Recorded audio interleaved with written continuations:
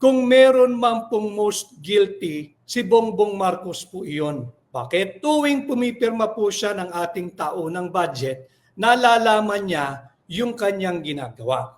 Ultimo ang Pangulo ng South Korea.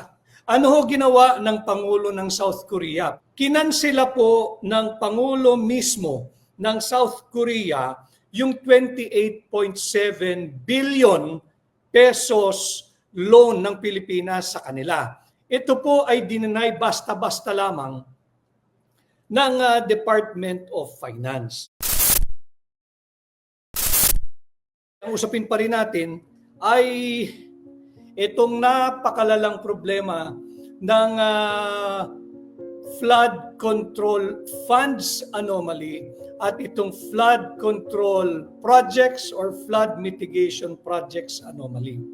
Tutuwid lang ho natin. Marami na ho kasing they're trying to shape the narrative of all this scandal, syempre para hindi sila ang tamaan. Hindi po si Bongbong Marcos o si Pangulong Marcos ang nagbunyag at dapat ikredito sa pagputok nitong maanumalyang flood control projects. Hindi po siya ang dapat tingalain ng sambayan ng Pilipino dahil kagaya po ng ating pagla-live in the past, sabi ko na po ito at sasabihin ko ulit, kung meron man pong most guilty, si Bongbong Marcos po iyon. Bakit? Tuwing pumipirma po siya ng ating taunang budget, nalalaman niya yung kanyang ginagawa. That is a fair and fundamental and basic assumption and fair presumption that we should all give him, that we should all credit him, na alam niya yung kanyang pinipirmahan. Ngayon, kung hindi niya alam kung ano linalaman ng kanyang pinipirmahan, yung panukalang budget taon-taon, budget ng 2023, budget ng 2024, at budget ng 25. Kung sasabihin niya hindi ko nalalaman ang laman niyan, malaki ho talaga ang problema natin. Kaya dito sa ating usapin, bawal ang neutral.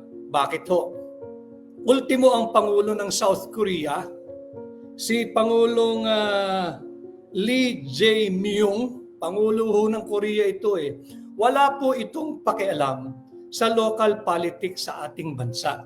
Ang kanya, binabantayan lang niya yung kanilang integridad ng kanilang mga pautang. Ano ho ginawa ng Pangulo ng South Korea? Para lang po baliktanaw tayo, bakit bawal ang neutral? Kinansela po ng Pangulo mismo ng South Korea yung 28.7 billion pesos loan ng Pilipinas sa kanila, sa Korean Export-Import Bank. Ito po ay dinenay basta-basta lamang ng Department of Finance. Pero kagaya po ng aking sinabi dito sa ating pahina, dito po bawal ang fake news So we endeavor, salamat sa ating mga volunteer researcher and research team, binibigyan po tayo ng mga materials. Kagaya po nito. Ito po, kaya ako laging ginagamit ang Inquirer News, yung online po nila. Kanila po ito sa pamilya Romualdez po ito Para po hindi nila maitanggi at hindi nila sabing fake news. Ito po yan papakita lang ho natin. South Korea stops 28.7 billion Philippine loan citing risk of corruption. Pero yun po, yung sinabing citing risk of corruption, yan po inispin na po yan, pinalabnaw na po yan.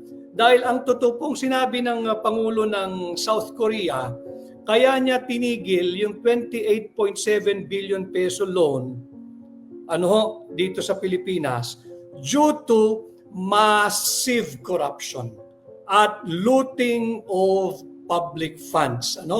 Massive corruption at looting of public funds. Ano po ang at ito pa isa, ito international po ito. Para lang po makita din ninyo dahil mahalaga na yung ating pong pinag-uusapan dito ay may basihan dahil nga dito sa ating pahina sinisikap nating iangat ang antas ng pampublikong diskurso.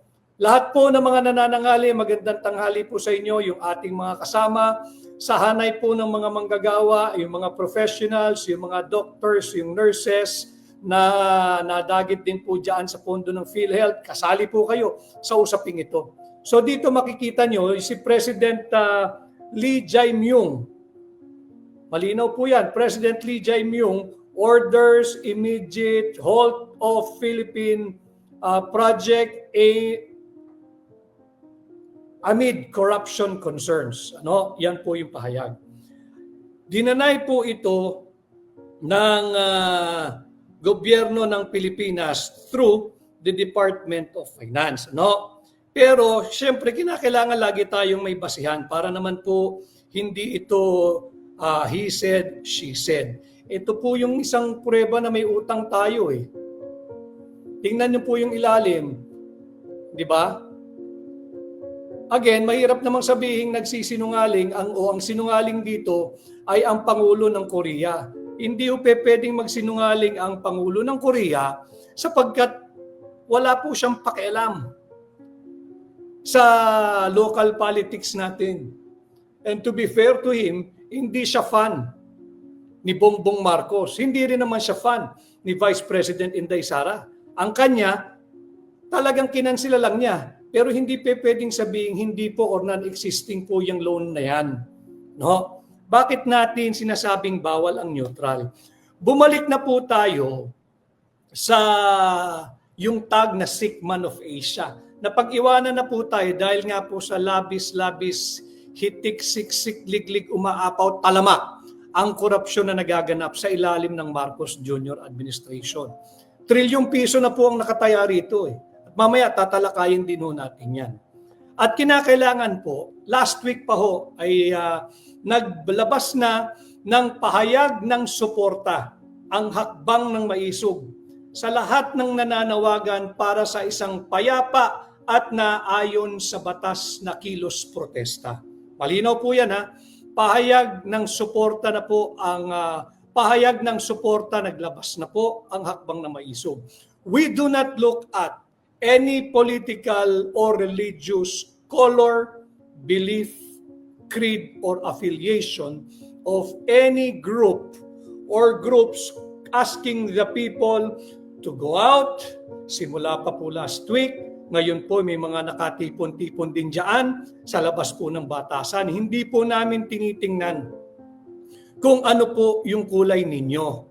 Ito po isa lang ang kulay natin, yung watawat ng Republika ng Pilipinas. Ang kalaban po natin dito ay korupsyon para po maproteksyonan natin ang ating mga kabataan at yung darating pang henerasyon.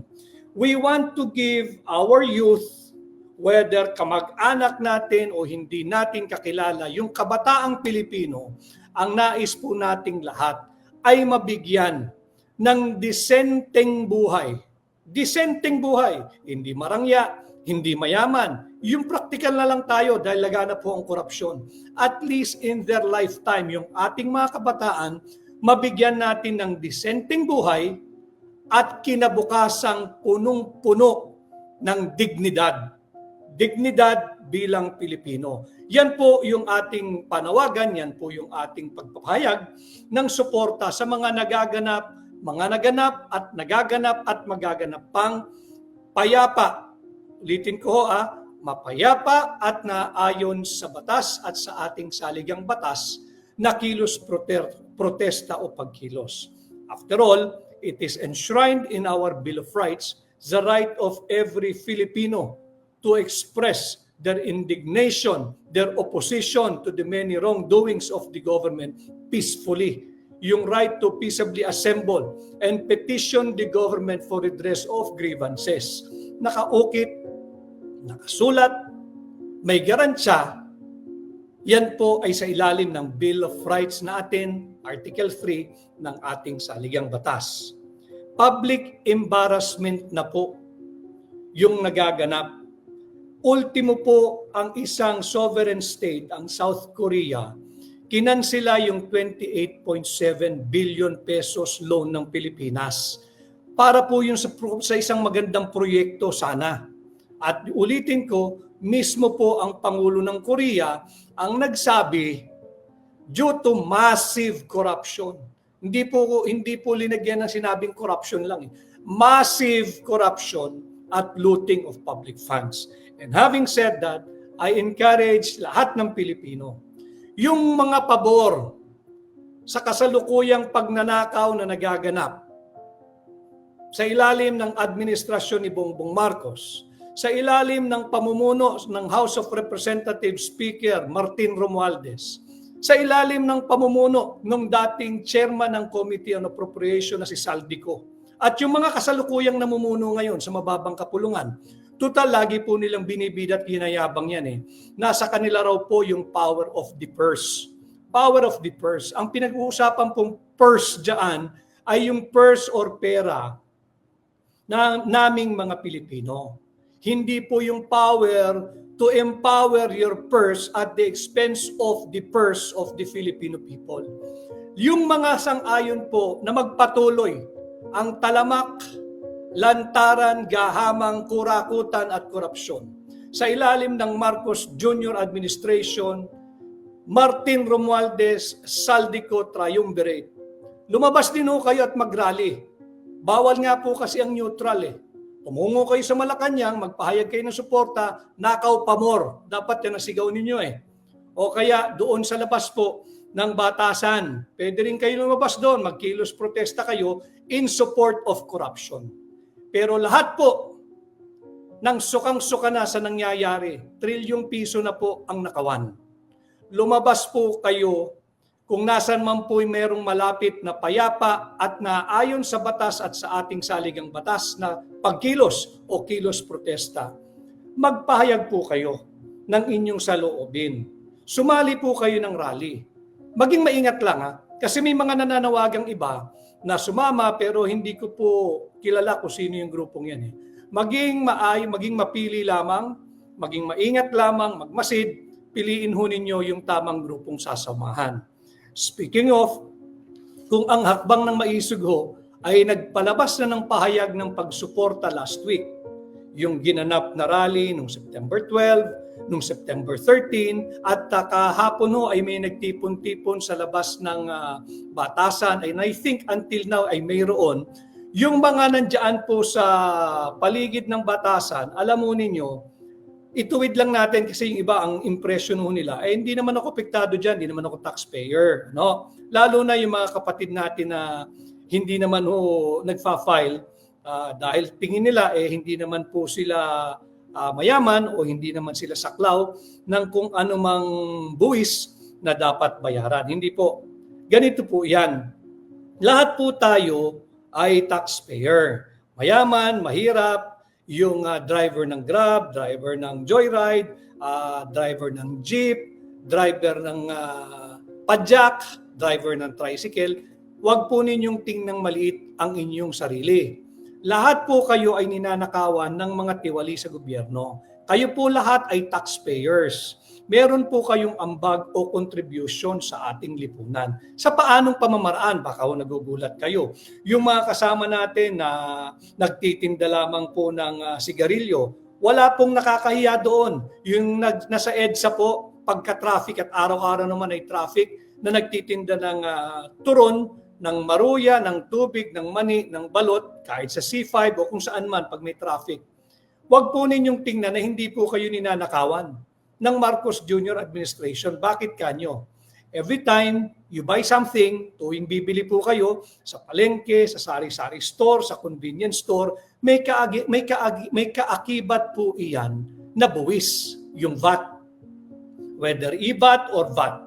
Yung value added, may buwis po yan. Kahit anong bilhin ninyo, meron po yan. Pag bumili kayo, inputted na po yan sa grocery, sa convenience store. So yun po yung contribution ninyo. Hagip po kayo ng buwis. Lahat po tayo ay nagbabayad ng buwis. Lalo na yung ating mga kababayang overseas Filipino workers and Filipino migrants. Yung mga nagpapadala ng tulong at ayuda sa kanilang mga pamilya dito sa Pilipinas. I urge all of you to encourage your family members, lahat ng hindi pabor sa nangyayari, lumabas po kayo. Ulitin ko ha, bawal ang neutral, yun po ang ating titulo. Yun po yung ating pamagat ngayong hapon. Kinakailangan po tayo magtulong-tulong. Ito po ay problemang napakalaki, hindi po kayang tugunan ito ng isang grupo na mananawagan o dalawang grupo na mananawagan. Ang dapat nga pong nangunguna at manguna sa mga payapa at naayon sa batas sa pagkilos na ito ay ang mamamayang Pilipino. Walang bandera ng mga political parties, bawal ang EPAL. Yung mga cause-oriented, bawal ang EPAL. Ang dalin po ninyo, ako po'y nananawagan, lahat po nang lalabas sa September 21, ang dalin po ninyong watawat ay watawat ng Republika. Yan po ang dalin ninyo. Yan po ang iwagayway ninyo. Ang watawat ng Republika ng Pilipinas. Ipakita natin na hindi pa po huli at meron pang pag-asa dito sa ating bansa na hindi natin pahihintulutan ang mga napakatalamak na korupsyong ito na magpatuloy. Kinakailangan po tayong lahat ay lumabas. Bakit kanyo? Tama po si Senador Marcoleta nung pinahayag niya. Matagal ko na pong sinasabi, shocking na po nung panahon ni Janet Lim Napoles na ninanakaw 10 billion pesos at itinatago doon sa PDAF, sa soft projects, sa fertilizer scam, sa lahat. Tama po yung naging pahayag niya ni Senador Dante Marcoleta. Naging amateur, small time si Janet Napoles.